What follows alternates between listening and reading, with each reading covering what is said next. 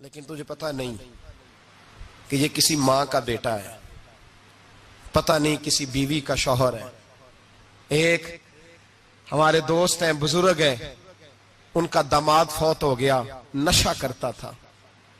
تو میں تعزیت کرنے ان کے گھر پہنچا تو کھڑے ہو گئے ہاتھ باندھ کے، کہنے لگے حضرت صاحب باقی ساریاں گلاں چھڑ دیو، صرف نشے تے تقریر کریا کرو۔ وہ جب جیتا تھا تو تب بھی اس کے بچے یتیم ہی تھے، یتیم ہی تھے۔ میری بیٹی جب میرے گھر آتی تھی اور میں اپنے پوتوں کے اترے کپڑے اسے پہننے کو دیتا تھا تو میرا کلیجہ پھٹتا تھا، اور میری بیٹی اس کی زندگی میں بھی بیوہ کی زندگی گزار رہی تھی۔ وہ میری بہوؤں کے اترے ہوئے کپڑے پہنتی تھی، کوئی دعا کرو، کوئی جلسے کرو، یہ لت ختم ہو جائے۔ اور کہنے لگا اب میرے وہ چلا تو گیا ہے، دادا دادی اس کے پہلے کوئی نہیں، چچا ہے کوئی نہیں، جب تک تو میں زندہ ہوں ان نواسوں کو کوئی روٹی کا لقمہ، کوئی کپڑا مل جائے گا، لیکن سوچتا ہوں میں بوڑھا ہوں، مر گیا تو ان کو کوئی پوچھے گا بھی نہیں، کون ان کی خبر۔ اتنا ظلم اس قوم سے، اتنی زیادتی، اور آرام سے لکھ کر لوگ گزر گئے کہ یہ 70 لاکھ ہے، ان کا درد تو سمجھو، تکلیف تو سمجھو۔ 7 فٹ کا سونا جوان اور نشے کا عادی ہے تو کسی نالی میں پڑا ہوا ہے۔ اور میں نے کہا اس قوم کے ساتھ اس سے بڑا بھیانک مذاق کیا ہوگا۔ کوئی دانشور تھا بڑا ظالم، اس ظالم سے کوئی مشورہ لینے آیا، اس نے آ کے کہا تو بڑا ظالم ہے، بڑے کڑوے مشورے دیتا ہے، میرا ایک دشمن ہے، میں اس سے بدلہ لینا چاہتا ہوں، میرا دل کرتا ہے اس کا بچہ قتل کر دوں تاکہ وہ تڑپے۔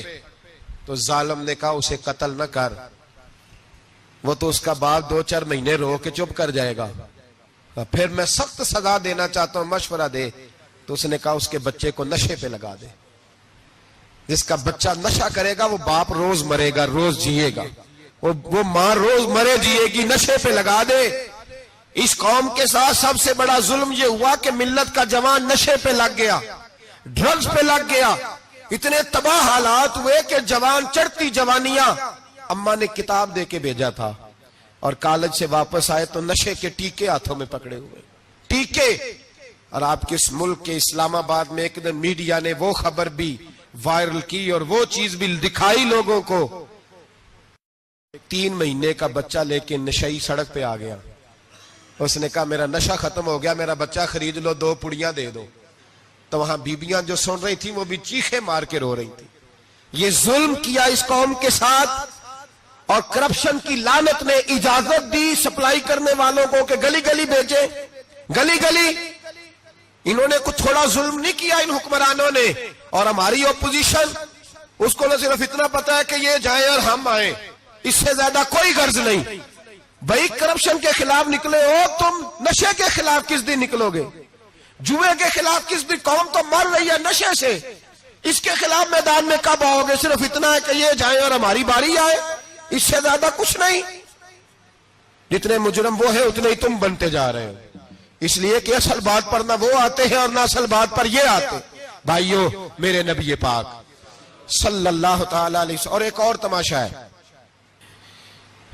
یہ میرے پہ اللہ کا یہ احسان رہا، اس لیے نہیں کہ میں پرہیزگار آدمی ہوں، نیک ہوں، اس لیے نہیں، ویسے ہی اللہ بعض اوقات اسباب بناتا ہے، سبب بناتا ہے۔ مجھے نہ شراب کے رنگ کا پتہ ہے، نہ اس کی خوشبو کا پتہ ہے، نہ میں نے کبھی زندگی میں دیکھی ہے، یہ کرم ہے میرے حضرت صاحب کا، میں نے نہیں دیکھی، مجھے نہیں پتا کیسی ہوتی ہے، کچھ باتیں میں نے سنی ہیں۔ ایک محفل میں بیٹھا تھا مجلس میں، تو ایک شخص نے کہا کھانسی نہیں جاتی بچے کی، دوسرا اس کو مشورہ دے رہا ہے، کھانسی نہیں جاتی، بڑی دوائی دیسی بھی فلاں بھی بڑی کھائی، مشورہ دیا اس کو کہ تو اس طرح کر، اس کو نا شراب کے 2-4 چمچے پلاؤ، کہتے ہیں جی اس کو نا یہ پلاؤ تو صحیح ہو جائے گی۔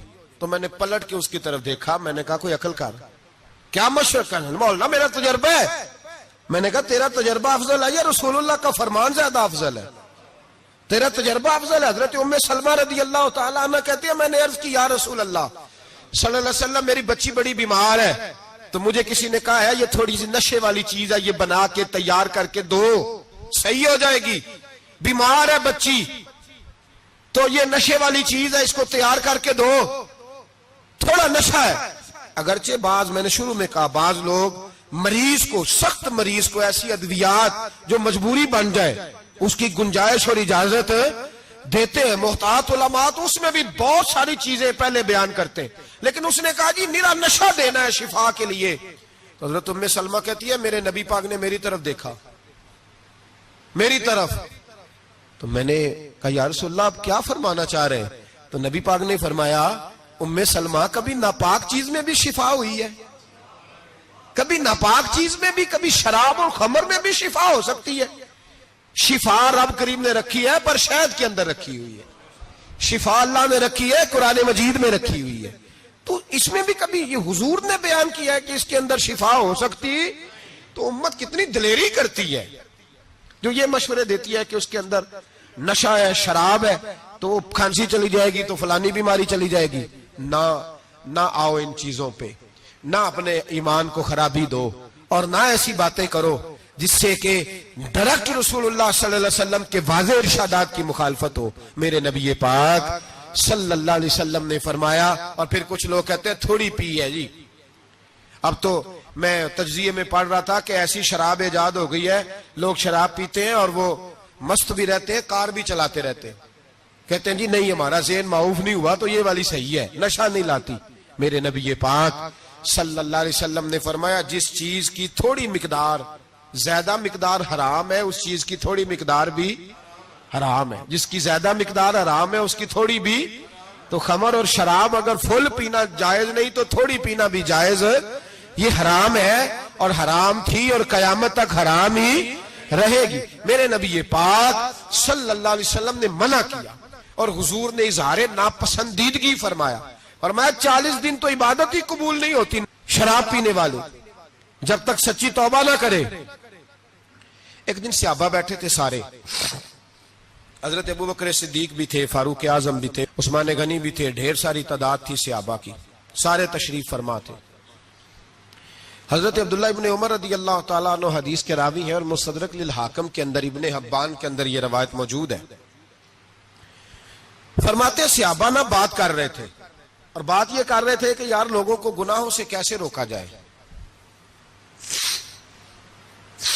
لوگوں کو گناہوں سے گفتگو. صحابہ یہ کر رہے تھے. عبداللہ ابن عمر کہتے ہیں بیٹھے تھے اور یہ گفتگو کر رہے تھے کہ گناہوں سے پلاننگ جی ہوتی تھی. ان کی جو محفلیں ہوتی تھی نا بیٹھ کے، وہ خوش گپیاں نہیں ہوتی تھی بلکہ وہ تبلیغ کی، جد و جہد کی، لوگوں کو برائی سے منع کرنے کے لیے بیٹھتے تھے، اس پر منصوبہ بندی کرتے تھے، پلان کرتے تھے، آگے ترتیب دیتے تھے. گفتگو ہو رہی تھی تو اب آپس میں بات ہونے لگی کہ کون سا گناہ زیادہ برا ہے جس پر سب سے پہلے کام کیا جائے. تو دور ایک صحابی بیٹھے تھے، ان کا نام تھا عبداللہ ابن عمر. ایک عبداللہ بن عمر ہے اور ایک عبداللہ ابن عمر ہے. حضرت عبداللہ ابن عمر دور بیٹھے تھے، بڑے سمجھدار سیانے باریک بین آدمی تھے. تو حضرت عمر فاروق اپنے بیٹے سے کہنے لگے جا عبداللہ ابن عمر سے پوچھ کے آ کہ سب سے سخت گناہ کون سا ہے. توجہ ہے میرے بھائیوں، ادھر دیکھیے گا میری جانب. پوچھ کے آ کہ سخت گناہ کون سا ہے. عبداللہ بن عمر رضی اللہ تعالیٰ عنہ کی خدمت میں جب عبداللہ ابن عمر گئے تو جا کے کہنے لگے کہ صحابہ پوچھتے ہیں کہ آپ نے زیادہ وقت گزارا ہے نبی رحمت صلی اللہ علیہ وسلم کے پاس، تو بتلائیے برا گناہ کون سا ہے، سب سے سخت گناہ، تاکہ سب سے پہلے اس پر پابندی لگائی جائے، اس پر محنت کی جائے. تو حضرت عبداللہ ابن عمر کہنے لگے صحابہ کو جا کے بتا دو کہ سب سے برا گناہ شراب پینا ہے، سب سے برا گناہ. اور یہ ام الخبائث ہے، برائیوں کی جڑ ہے، گناہوں کی ماں ہے، یہ بنیاد ہے. باقی گناہ اسی سے شروع ہوتے ہیں. کہتے ہیں میں نے آ کے بتایا تو حضرت ابو بکر صدیق رضی اللہ تعالیٰ عنہ سیدنا فاروق اعظم کہنے لگے خود جاتے ہیں، ان کے پاس خود جاتے ہیں، چونکہ ہم نے بات سننی ہے ہم خود جاتے ہیں اور ان سے جا کر کے سوال کرتے ہیں کہ اگر آپ کو اس تفصیل کا پتہ ہے نا تو اس کے پیچھے بھی کوئی تفصیل ہوگی جو میرے نبی پاک نے بیان کی ہوگی صلی اللہ تعالی علیہ وسلم. اس تفصیل کا بھی آپ کو پتہ ہوگا جو نبی پاک نے بیان کی ہوگی، اس بات کے پیچھے جو بیک گراؤنڈ ہے، جو پس منظر ہے. فرماتے ہیں کہ ہم اٹھے، عبداللہ ابن عمر کے پاس گئے، ان سے جا کے پوچھا کہ جناب آپ نے یہ تو فرمایا ہے شراب ام الخبائث ہے، تو اس کے پیچھے پس منظر کیا ہے؟ تو عبداللہ ابن عمر کہنے لگے یہ میں نے اپنے پاس سے نہیں کہا، یہ میں نے نبی پاک سے سنا ہوا ہے حضور سید عالم صلی اللہ علیہ وسلم بیٹھے تھے تو حضور نے فرمایا شراب یہ نشہ یہ برائیوں کی ماں ہے. اور پھر حضور نے ایک مثال بیان فرمائی. نبی رحمت علیہ السلام نے فرمایا بنی اسرائیل کا ایک واقعہ ہے. ایک خوبصورت جوان تھا تو ایک عورت کا دل آ گیا اس پر. یہ یاد رکھ لیں, ہم لڑکوں کو منع کرتے رہتے ہیں لیکن ہمیں گھر کی بچیوں پر بھی توجہ دینی ہوگی, ہمیں ان کے فون پر بھی نگرانی کرنی ہوگی, ہمیں وہاں بھی غور کرنا ہوگا. اس لیے کہ اگر کوئی بچی گنجائش نہ دے تو میرا خیال ہے کہ لڑکا جرت کرنے کی طاقت نہیں رکھتا. تو وہاں بھی ان کی اماں سے کہے کہ پابندی لگائے, بچی کسی کا موبائل لے کر کے کہیں اس کو استعمال تو نہیں کر رہی, اس پودے پر بھی توجہ دے, درخت بننے سے پہلے اس کی بھی نگرانی کریں, یہ بھی بڑا ضروری کام ہے. عورت کا دل آ گیا تو نبی پاک علیہ الصلوۃ والسلام فرماتے ہیں اس نے کوئی بہانہ لگایا, کسی کو کہا کہ اس نوجوان کو بلا کے لاؤ, اس کو کہو کہ ہم نے کوئی گواہی لینی ہے تجھ سے. وہ نوجوان آیا, ایک کمرے میں داخل ہوا تو اگلے کمرے میں لے گئے, وہاں داخل ہوا تو اس سے اگلے کمرے میں لے گئی, وہ داخل ہوا تو اسی طرح 7 مکفل کمروں میں لے گئی. میرے کریم رسول میرے محبوب پاک علیہ السلام فرماتے ہیں, صحابہ کو سمجھا رہے ہیں میٹھے لب و لہجے میں, فرماتے ہیں جب سب سے پچھلے کمرے میں لے گئی تو ایک لڑکا بندھا ہوا تھا وہاں رسیوں سے, شراب کا پیالہ پڑا ہوا تھا. اور بی بی کہنے لگی کوئی گواہی شواہی نہیں لینی, تجھے اس لیے بلایا ہے کہ تیرے اوپر دل آ گیا ہے, اب میرے ساتھ منہ کالا کر. تو وہ جوان کہنے لگا نہیں, میں نے اپنے نفس کو پاک رکھا ہوا ہے, میری نظر بھی پاک ہے, دل بھی پاک ہے, اور اس کی برکت یہ ہے کہ رب نے میری روح کو بھی پاک رکھا ہوا ہے, تو میں یہ حرکت نہیں کر سکتا. پاک لوگ پلید کاموں کی جانب توجہ نہیں کرتے, میں یہ حرکت نہیں کر سکتا. اقبال نے اپنے بیٹے کو دعا دی تھی, اس نے کہا تھا حیا باقی نہیں ہے زمانے کی آنکھ میں, خدا کرے کہ رہے تیری جوانی بے داغ, خدا کرے کہ رہے تیری جوانی بے داغ. کہا میرے ساتھ منہ کالا کر, اس نے کہا میں نہیں کرتا. کہنے لگی چل پھر اس کو قتل کر, اس کو میں نے باندھا ہوا. اس نے کہا میں قتل کیوں کروں, میری کیا دشمنی ہے. کہا پھر شراب پیو, کہا میں شراب بھی نہیں پیتا. تو کہنے لگی اب تو میں نے تجھے اپنے چنگل میں پھانس لیا ہے, اب تو یہاں سے بچ کے جا نہیں سکتا, اور اگر تو باہر جائے گا تو میں شور کروں گی, لوگ جمع کروں گی, اس نے میری عزت آبرو پہ ہاتھ ڈالا ہے, تو بچ تو نہیں سکتا, ایک کام تو کرنا پڑے گا. محبوب فرماتے ہیں اس نوجوان نے سوچا کہ زنا بھی بہت بڑا جرم ہے, قتل بھی بہت بڑا گناہ ہے, چلو اب مجبوری ہے تو شراب پی لیتا ہوں. لیکن وہ سمجھا نہ کہ شراب تو بنیاد ہے. اس نے ایک پیالہ جو پیا, کہنے لگا ایک اور دے دو, دوسرا پیا تو کہنے لگا ایک اور دے دو. اب 3 پیالے 3 بوتلیں شراب جو پی چکا تو خماری چڑھ گئی. اب اس عورت کے قریب جانے لگا کہ میں تیرے ساتھ زنا کروں گا. اس نے کہا جب تک میں قریب نہیں آنے دوں گی جب تک تو اسے قتل نہ کرے. اس نے اسے قتل بھی کیا, زنا بھی کیا. تو محبوب فرمانے لگے یہ قتل اور زنا جو ہوا ہے تو یہ شراب کی وجہ سے ہوا ہے. گویا شراب وہ جرم ہے جو قتل بھی کرائے گی, جو زنا بھی کرائے گی. اور اگر آپ نشئی کو دیکھیں, اگر آپ شرابی کو دیکھیں تو کیا وہ ڈکیتیاں نہیں کرتا پھرتا, وہ چوریاں نہیں کرتا, وہ اپنی ہی ماں کا زیور نہیں بیچ آتا, وہ اپنی ہی بہن کا پڑا ہوا جہیز نہیں بیچ آتا, وہ اپنے ہی گھر میں ڈاکے نہیں ڈالتا, وہ اللہ کے گھر مسجد میں آ کر کے چوری نہیں کرتا.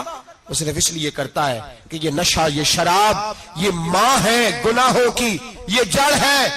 ملت کے لوگوں یاد رکھو, اس امت اس پاکستان کے ساتھ جہاں بہت سارے ظلم ہوئے وہاں بڑا ظلم یہ ہے کہ بہت بڑا طبقہ جوانوں کا نشے کا عادی ہے. وہ نشہ انہیں عشق مجازی اور عورتوں کے عشق کی جانب لا رہا ہے. وہ نشہ چوریاں کرا رہا ہے, قتل کرا رہا ہے, ڈکیتیاں کرا رہا ہے. بہت بڑے ظالموں نے بہت بڑے ہاؤس بنائے ہوئے ہیں جن کے اندر شراب فراہم کی جاتی ہے, نشہ دیا جاتا ہے. میں نے تو ایسے ایسے لفظ سنے کہ الیکشن کے دنوں میں ووٹ لینے کی خاطر سیاستدان انہیں نشہ فراہم کرتے ہیں, انہیں باندھ کے رکھتے ہیں, روز تمہیں پڑیا ملے گی, ووٹ ہمیں ڈالنا. اتنا ظلم, اتنی زیادتی, اتنا جبر, ایک انسان کے ساتھ کھیلنا. لوٹ آؤ, پکڑو ان کا دامن, اپنے گھروں کو بچاؤ, اپنے دوستوں کو بچاؤ. جاگو جاگو امت کے لوگوں جاگو. میرے نبی پاک صلی اللہ علیہ وسلم کے کلمہ گو لوگوں کو بچاؤ. ان پر اگر سختی کرنی پڑتی ہے تو کرو, پیار کرنا پڑتا ہے تو کرو, محنت کرو, جدوجہد کرو.